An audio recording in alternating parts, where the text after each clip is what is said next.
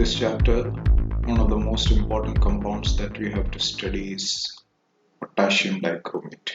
Potassium dichromate is prepared from chromate ore.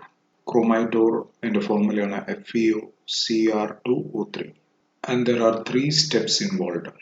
ആദ്യത്തെ സ്റ്റെപ്പാണ് conversion of chromite ore to sodium chromate. Chromite ore is ആദ്യം നമ്മൾ അതിനെ powder ചെയ്യും. Chromate ore is fused with sodium carbonate in the presence of air and we get sodium chromate. ഇതിൽ FeO is oxidized to Fe2O3.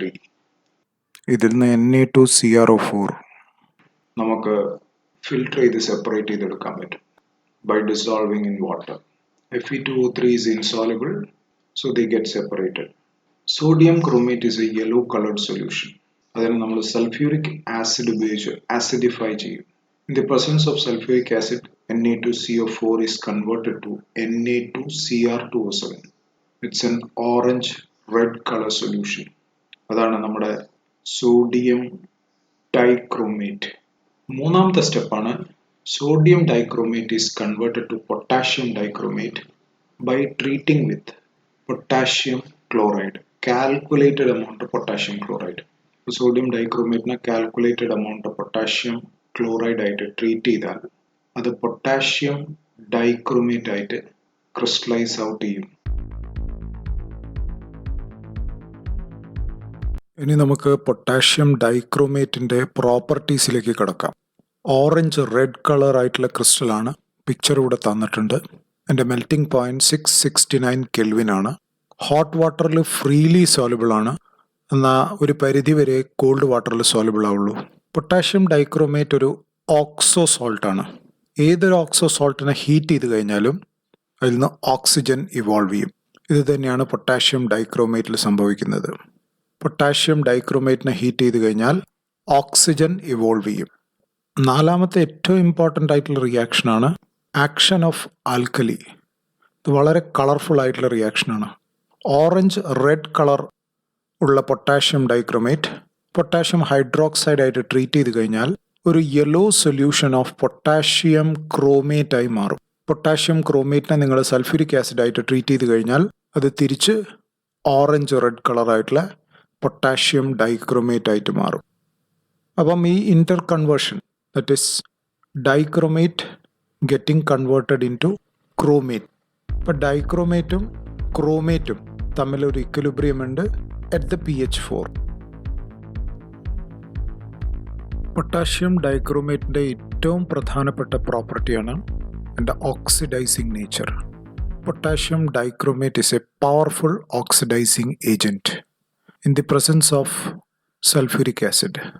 ഇവിടെ നിങ്ങൾക്ക് potassium ഡൈക്രോമേറ്റിൻ്റെ oxidising നേച്ചറിൻ്റെ ഏറ്റവും പ്രധാനപ്പെട്ട equation നിങ്ങൾക്ക് കാണാൻ പറ്റും. സൾഫ്യൂരിക് ആസിഡായിട്ട് റിയാക്ട് ചെയ്യുന്ന സമയത്ത് 3 moles of nascent oxygen release ചെയ്യുന്നുണ്ട്. അതേമാതിരി തന്നെ അയോണിക് ഇക്വേഷനിലും കാണാൻ നിങ്ങൾക്ക് potassium dichromate is actually getting reduce to Cr3+. ഇപ്പോൾ ക്രോമിയം +6 ഓക്സിഡേഷൻ സ്റ്റേറ്റിൽ നിന്ന് +3 ഓക്സിഡേഷൻ സ്റ്റേറ്റിലേക്ക് വരികയാണ്. അപ്പം അതിന് റിഡക്ഷൻ സംഭവിക്കുകയാണ്. അതുകൊണ്ട് പൊട്ടാഷ്യം ഡൈക്രോമേറ്റ് ഒരു പവർഫുൾ ആയിട്ടുള്ള ഓക്സിഡൈസിങ് ഏജൻ്റ് ആണ്. ഇനി നമ്മൾ ഇതിൻ്റെ ഇക്വലൻ്റ് വെയിറ്റ് എടുക്കുകയാണെങ്കിൽ equivalent weight molecular mass divided by 6 ആണ്.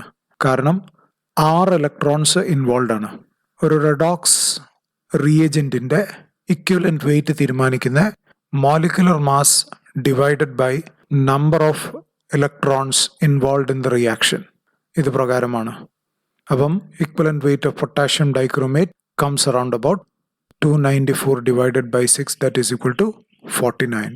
So it is molecular mass divided by 6.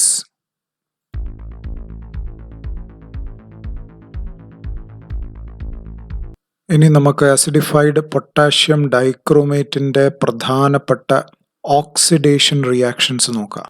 അയോഡൈഡ്സ് I- അതിനെ അയോഡീനായിട്ട് കൺവേർട്ട് ചെയ്യും. സൾഫൈഡ് S2- സൾഫറായിട്ട് ഓക്സിഡൈസ് ചെയ്യും. SN ടിൻ +2 ഓക്സിഡേഷൻ സ്റ്റേറ്റിനെ SN+4 ഓക്സിഡേഷൻ സ്റ്റേറ്റിലേക്ക് കൺവേർട്ട് ചെയ്യും. ഫെറസ് അയൺ +2 ഓക്സിഡേഷൻ സ്റ്റേറ്റിലുള്ള അയണിനെ +3 ഓക്സിഡേഷൻ സ്റ്റേറ്റ് ഫെറിക് സ്റ്റേറ്റിലേക്ക് കൺവേർട്ട് ചെയ്യും. റിയാക്ഷൻസ് ഒക്കെ തന്നെ നിങ്ങൾ നോക്കിക്കഴിഞ്ഞാൽ ഇതിൻ്റെ റിഡക്ഷൻ ഹാഫ് റിയാക്ഷൻസ് ഒക്കെ സിമിലറാണ്, സെയിം ആണ്. ഓക്സിഡേഷൻ ഹാഫ് റിയാക്ഷനിൽ മാത്രമേ വ്യത്യാസമുള്ളൂ. ശരിക്കും നിങ്ങൾക്ക് ഇത് ബൈഹാർട്ട് ചെയ്യേണ്ട ആവശ്യമില്ല. ഇനി റിയാക്ഷൻസ് മുഴുവൻ എഴുതാൻ പറ്റിയിട്ടില്ലെങ്കിലും കൂടി നിങ്ങൾ I- is converted to I2 എന്നുള്ള രീതിയിൽ, S2- is converted to S എന്നുള്ള രീതിയിൽ, അല്ലെങ്കിൽ SN2+ is converted to SN4+ എന്നുള്ള രീതിയിലൊക്കെ എഴുതിയാൽ മതിയായിരിക്കും. അപ്പം ഇത്രയും റിയാക്ഷൻസ് പൊട്ടാഷ്യം ഡൈക്രോമേറ്റിൻ്റെ ഓക്സിഡേഷനെ കാണിക്കുന്ന റിയാക്ഷൻസ് ആണ്.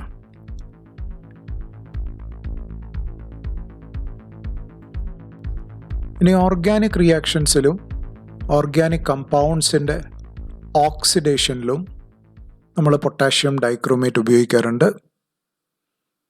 ഇഥൈൽ ആൽക്കഹോളിനെ അത് ഓക്സിഡൈസ് ചെയ്ത് അസിറ്റാൽഡിഹൈഡാക്കി മാറ്റും. റിയാക്ഷൻ അവിടെ വെച്ച് നിൽക്കില്ല, അത് ഫർദർ ഓക്സിഡൈസ് ചെയ്തിട്ട് അസിറ്റിക് ആസിഡായിട്ട് കൺവേർട്ടഡ് ആവും. അപ്പോൾ ഇത്രയും ഓക്സിഡേഷൻ റിയാക്ഷൻ നമ്മൾ അറിഞ്ഞിരിക്കണം. ഇനി ഒരു പ്രധാനപ്പെട്ട നെയിം റിയാക്ഷനാണ്, അതിനാണ് ക്രോമൈൽ ക്ലോറൈഡ് ടെസ്റ്റ് എന്ന് പറയുന്നത്. ഇത് ക്ലോറൈഡ് അയൺസും കോൺസെൻട്രേറ്റഡ് സൾഫ്യൂരിക് ആസിഡിൻ്റെ പ്രസൻസിലും പൊട്ടാഷ്യം ഡൈക്രോമേറ്റ് കാണിക്കുന്ന ഒരു റിയാക്ഷനാണ്.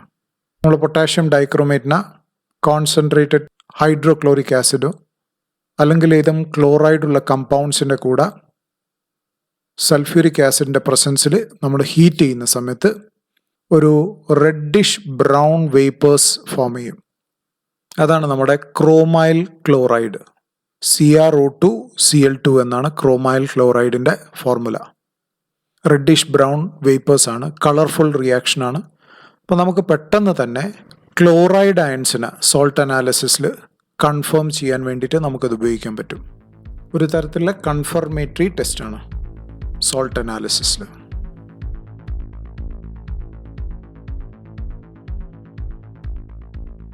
ഇനി നമുക്ക് നോക്കാം യൂസസ് ഓഫ് പൊട്ടാഷ്യം ഡൈക്രോമേറ്റ്. പ്രധാനമായിട്ടും വോളിമെട്രിക് അനാലിസിസിൽ പൊട്ടാഷ്യം ഡൈക്രോമേറ്റ് നമ്മൾ ഉപയോഗിക്കാറുണ്ട്. Fe2+ഉം അതേമാതിരി തന്നെ I- എസ്റ്റിമേറ്റ് ചെയ്യാൻ വേണ്ടിയിട്ടാണ്. നമുക്കറിയാം പൊട്ടാഷ്യം ഡൈക്രോമേറ്റ് ഓക്സിഡൈസ് ചെയ്യും. ഇനി ഇത് ലെതർ ഇൻഡസ്ട്രിയിൽ ക്രോം ടാനിങ് ഓഫ് ലെതറിന് വേണ്ടി ഉപയോഗിക്കാറുണ്ട്. പൊട്ടാഷ്യം ഡൈക്രോമേറ്റ് ഫോട്ടോഗ്രാഫിയിൽ ഹാർഡനിങ് ഓഫ് ജിലാറ്റിൻ ഫിലിമിന് വേണ്ടിയിട്ട് ഉപയോഗിക്കാറുണ്ട്. ഇതേമാതിരി തന്നെ കാലിക്കോ പ്രിൻറ്റിങ്ങും ഡൈയിങ്ങിനും വേണ്ടിയിട്ട് പൊട്ടാഷ്യം ഡൈക്രോമേറ്റ് ഉപയോഗിക്കാറുണ്ട്. ഇത്രയും യൂസസ് നമ്മൾ അറിഞ്ഞിരിക്കണം. ഇനി ഇവിടെ കാണിച്ചിരിക്കുന്നത് ക്രോമേറ്റ് അയൺ അതേമാതിരി തന്നെ ഡൈക്രോമേറ്റിൻ്റെ സ്ട്രക്ചറാണ്. ഇത് നോക്കിക്കഴിഞ്ഞാൽ നിങ്ങൾക്ക് മനസ്സിലാവും രണ്ടിലും sp3 ഹൈബ്രിഡൈസേഷനാണ്. ഈ സ്ട്രക്ചർ ഒന്ന് പഠിച്ചു വെക്കുക, ഇറ്റ്സ് ഇമ്പോർട്ടൻറ്റ്. രണ്ടാമത്തെ ഇമ്പോർട്ടൻ്റ് ആയിട്ടുള്ള ഓക്സോ സോൾട്ടാണ് പൊട്ടാഷ്യം പെർമാംഗനേറ്റ്. ഇത് 2 സ്റ്റെപ്പ് ഉപയോഗിച്ചിട്ടാണ് നമ്മൾ പ്രിപ്പയർ ചെയ്യുന്നത്. It is commercially prepared from pyrolusite. അപ്പോൾ ആദ്യത്തെ സ്റ്റെപ്പിൽ pyrolusite that is MnO2 is fused with potassium hydroxide in the presence of oxygen. It forms potassium manganate. Potassium manganate is electrolytically oxidized to obtain potassium permanganate.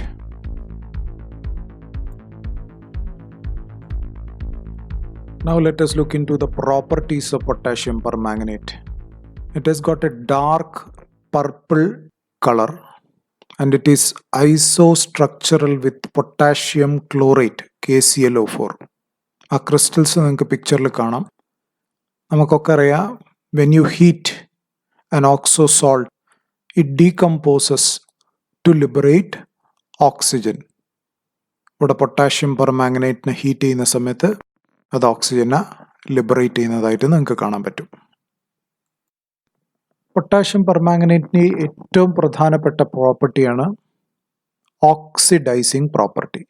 Potassium permanganate is a very good oxidising agent in acidic, basic as well as neutral media. Potassium ഡൈക്രോമേറ്റിന് വ്യത്യസ്തമായിട്ട് potassium permanganate acts as an oxidising agent in all these three media. നമുക്കറിയാം potassium dichromate was an oxidising agent only in the acidic media. ഇവിടെ അസിഡിക്കും ബേസിക്കും neutral മീഡിയയിലും potassium permanganate acts as an oxidising agent. ഇതിൻ്റെ ഏറ്റവും പ്രധാനപ്പെട്ട acidic മീഡിയത്തിൻ്റെ oxidising property കാണിക്കുന്ന redox റിയാക്ഷനാണ്, that is reduction half reaction. ഇതിൽ മാംഗനീസ് +7 ഓക്സിഡേഷൻ സ്റ്റേറ്റ് എന്ന് +2 ഓക്സിഡേഷൻ സ്റ്റേറ്റിലേക്ക് കൺവേർട്ട് ചെയ്യുന്ന റിയാക്ഷനാണ് ഇവിടെ കാണിച്ചത്. ഈ ഒരു റിയാക്ഷൻ നമുക്ക് പല സാഹചര്യത്തിലും ഉപയോഗിക്കാൻ പറ്റും. അതിൽ പ്രധാനപ്പെട്ട ഓക്സിഡേഷൻ റിയാക്ഷനാണ് ഓക്സലേറ്റ്സിനെ കാർബൺ ഡൈ ഓക്സൈഡ് ആയിട്ട് കൺവേർട്ട് ചെയ്യുക. ഓക്സലേറ്റ്സിനെ കാർബൺ ഡൈ ഓക്സൈഡ് ആയിട്ട് കൺവേർട്ട് ചെയ്യും. ഓക്സലേറ്റ് ആണ് C2O4 -. It is oxidise to carbon dioxide. Fe2+ is oxidise to Fe3+. നോക്കിയാൽ മതി, reduction half reaction almost same ആണ്. എല്ലാ കേസിലും ഇതേമാതിരി ആയിരിക്കും. നൈട്രൈറ്റ്സ്, അതാണ് NO2 ആണ് nitrites. It is converted to nitrates NO3- ആയിട്ട് ഓക്സിഡൈസ് ചെയ്യപ്പെടും. അയോഡൈഡ്സ് I- is oxidized to I2, that is free iodine. Sulfite SO3 2- is oxidized to sulfate.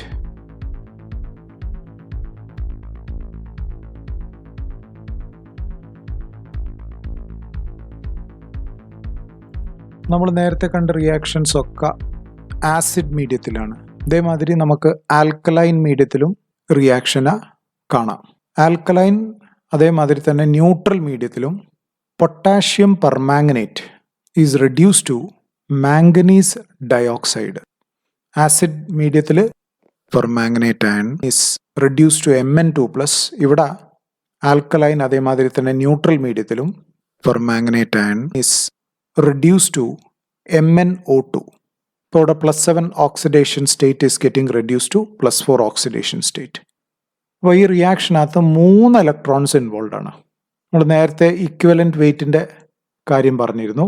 Equivalent weight of a redox reagent is molecular mass divided by number of electrons involve in the redox reaction. അപ്പം equivalent weight of potassium permanganate in basic and neutral medium is molecular mass divided by 3, whereas the equivalent weight of potassium permanganate in acidic medium is molecular mass divided by 5. കാരണം ആ റിയാക്ഷനിൽ +7 oxidation state is getting reduced to +2. Therefore 5 electrons are involved. ഇതൊരു important ആയിട്ടുള്ള point ആണ്. പൊട്ടാഷ്യം പെർമാംഗനേറ്റിന് 2 വ്യത്യസ്ത equivalent weight ഉണ്ട്. Acidic മീഡിയത്തിൽ മോളിക്യുലർ മാസ് ഡിവൈഡഡ് ബൈ 5 ആണ്. എന്നാൽ ആൽക്കലൈനും അതേമാതിരി തന്നെ ന്യൂട്രൽ മീഡിയത്തിലും it is molecular mass divided by 3.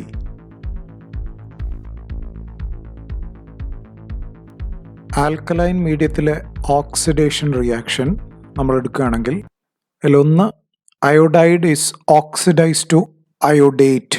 Iodide എന്ന് പറയുമ്പം I- ആണ്. അയോഡേറ്റ് എന്ന് പറയുമ്പം IO3-, അതാണ് അയോഡേറ്റ്. അതേമാതിരി തന്നെ തയോസൾഫേറ്റ് S2O3 ആണ്. It is oxidise to sulphate SO4 ഈ 2 ഓക്സിഡേഷൻ റിയാക്ഷൻ ആൽക്കലൈൻ മീഡിയത്തിൽ നടക്കാറുണ്ട് പൊട്ടാഷ്യം പെർമാംഗനേറ്റിനെ സംബന്ധിച്ചിടത്തോളം. ഇനി പൊട്ടാഷ്യം പെർമാംഗനേറ്റിൻ്റെ ഒരു പ്രധാനപ്പെട്ട ഉപയോഗം, it is used as a Baeyer's reagent. നമ്മൾ ഡൈല്യൂട്ട് ആൽക്കലൈൻ പൊട്ടാഷ്യം പെർമാംഗനേറ്റ് ആണ് ബേയേഴ്സ് റിയേജന്റ് ആയിട്ട് നമ്മൾ ഉപയോഗിക്കുക. ഏതെങ്കിലും ഒരു ഡബിൾ ബോണ്ടഡ് അല്ലെങ്കിൽ ട്രിപ്പിൾ ബോണ്ടഡ് ആയിട്ടുള്ള കമ്പൗണ്ടിന്, മൾട്ടിപ്പിൾ ബോണ്ടഡ് ആയിട്ടുള്ള ഓർഗാനിക് കമ്പൗണ്ടിന് നമ്മൾ ആൽക്കലൈൻ പൊട്ടാഷ്യം പെർമാംഗനേറ്റ് ഉപയോഗിച്ച് നമ്മൾ ഷെയ്ക്ക് ചെയ്യുകയാണെങ്കിൽ ആ പൊട്ടാഷ്യം പെർമാംഗനേറ്റ് ഡബിൾ ബോണ്ട് ഉള്ള കാർബണിനെ ഓക്സിഡൈസ് ചെയ്യും. അപ്പോൾ അതുകൊണ്ട് എന്താ സംഭവിക്കുക? പൊട്ടാഷ്യം പെർമാംഗനേറ്റിൻ്റെ കളർ ഡീകളറൈസ് ചെയ്യും. അപ്പം ഒരു ടെസ്റ്റ് ട്യൂബിനകത്ത് ഏതെങ്കിലും ഓർഗാനിക് കമ്പൗണ്ടിനെ ഇട്ടിട്ട് പൊട്ടാഷ്യം പെർമാംഗനേറ്റ് ഉപയോഗിച്ച് ഷേക്ക് ചെയ്യുകയാണെങ്കിൽ അഥവാ പൊട്ടാഷ്യം പെർമാംഗനേറ്റിൻ്റെ കളർ ഡീകളറൈസ് ചെയ്യുകയാണെങ്കിൽ that shows the presence of unsaturation. അതാണ് ബെയേഴ്സ് റിയേജൻറ്റിൻ്റെ ഉദ്ദേശം. It is used as a test of unsaturation. Manganate അയണും പെർമാംഗനേറ്റ് അയണിൻ്റെ സ്ട്രക്ചർ ഇവിടെ തന്നിട്ടുണ്ട്. സ്ട്രക്ചർ കണ്ടാൽ നമുക്കറിയാം it is tetrahedral, therefore the hybridization is sp3. These two structures are important, please note it down.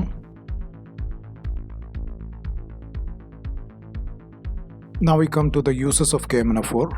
KMnO4 is used in volumetric analysis for the estimation of ferrous salt, oxalates, iodides and hydrogen peroxide. However, it is not a primary standard.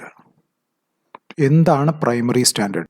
Primary standard is a substance which can be accurately weighed and converted into a standard solution. എല്ലാ സബ്സ്റ്റൻസിനെയും നമുക്ക് accurate ആയിട്ട് വേ ചെയ്യാൻ പറ്റില്ല. അത് ചിലപ്പോൾ hygroscopic ആയിരിക്കും, അല്ലെങ്കിൽ വേറെ എന്തെങ്കിലും പ്രശ്നം ഉണ്ടാവും. അപ്പോൾ in the case of KMnO4 എന്തുകൊണ്ടാണ് അത് പ്രൈമറി സ്റ്റാൻഡേർഡ് ആവാത്തത് എന്നുള്ള ചോദ്യത്തിൻ്റെ ഉത്തരമാണ് it cannot be obtained in the pure state because it is not free from the traces of MnO2. MnO2 നമുക്കറിയാം, it is the ore from which KMnO4 is manufactured, pyrolusite.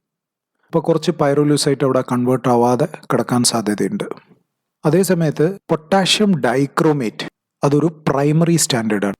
നിങ്ങൾ കണ്ടിട്ടുണ്ടാവും, potassium ഡൈക്രോമേറ്റിൽ നമ്മൾ sodium dichromate ഉണ്ടാക്കിയിട്ട് അതിനെ നമ്മൾ potassium dichromate ആയിട്ട് convert ചെയ്യാണ്. അതിൻ്റെ കാരണം എന്താണെന്ന് ചോദിച്ചാൽ പൊട്ടാഷ്യം ഡൈക്രോമേറ്റ് ഒരു പ്രൈമറി സ്റ്റാൻഡേർഡാണ്. അതിനെ നമുക്ക് ആക്യുറേറ്റ് ആയിട്ട് വേ ചെയ്യാൻ പറ്റും. അതിന് ഡയലൂട്ട് ചെയ്ത് കഴിഞ്ഞാൽ നമുക്കൊരു സ്റ്റാൻഡേർഡ് സൊല്യൂഷൻ കിട്ടും. ഇപ്പോൾ പ്രൈമറി സ്റ്റാൻഡേർഡ് അല്ലാത്ത സബ്സ്റ്റൻസിനൊക്കെ നമ്മൾ വേറൊരു സബ്സ്റ്റൻസ് ഉപയോഗിച്ച് പ്രൈമറി സ്റ്റാൻഡേർഡ് ആയിട്ടുള്ള സബ്സ്റ്റൻസ് ഉപയോഗിച്ച് സ്റ്റാൻഡർഡൈസ് ചെയ്യുക. ഉദാഹരണത്തിന് KMnO4 നമ്മൾ സ്റ്റാൻഡർഡൈസ് ചെയ്യുന്ന ഓക്സാലിക് ആസിഡ് ഉപയോഗിച്ചിട്ടാണ്. കാരണം ഓക്സാലിക് ആസിഡ് ഒരു പ്രൈമറി സ്റ്റാൻഡേർഡാണ്. ഇനി ഏറ്റവും പ്രധാനപ്പെട്ട KMnO4 ഉപയോഗം അതൊരു പവർഫുൾ ആയിട്ടുള്ള ഓക്സിഡൈസിങ് ഏജൻ്റ് ആണെന്നുള്ള നിലയിലാണ്. അത് ലാബറട്ടറിയിലാണെങ്കിലും ഇൻഡസ്ട്രിയിലാണെങ്കിലും നമ്മൾ KMnO4 അതിൻ്റെ ഓക്സിഡൈസിങ് നേച്ചറിന് വേണ്ടിയിട്ടാണ് ഉപയോഗിക്കാറ്. അതേമാതിരി പൊട്ടാഷ്യം പെർമാംഗനേറ്റ് ഡിസ്ഇൻഫെക്റ്റൻറ്റും അതേമാതിരി തന്നെ ജെർമിസൈഡും കൂടിയാണ്. അപ്പോൾ അതിന് വേണ്ടിയിട്ടും നമ്മൾ ഉപയോഗിക്കാറുണ്ട്. പിന്നെ നമ്മുടെ ഫാബ്രിക് ഇൻഡസ്ട്രീസിൽ വൂൾ, കോട്ടൺ, സിൽക്ക് ഇങ്ങനത്തെ ടെക്സ്റ്റൈൽ മെറ്റീരിയൽസിനെ ബ്ലീച്ച് ചെയ്യാൻ വേണ്ടിയിട്ടും അതേമാതിരി തന്നെ ഓയിൽസിൻ്റെ കളർ ഡീകളറൈസ് ചെയ്യാൻ വേണ്ടിയിട്ടൊക്കെ നമ്മൾ KMnO4 ഉപയോഗിക്കാറുണ്ട്. ഓക്കെ.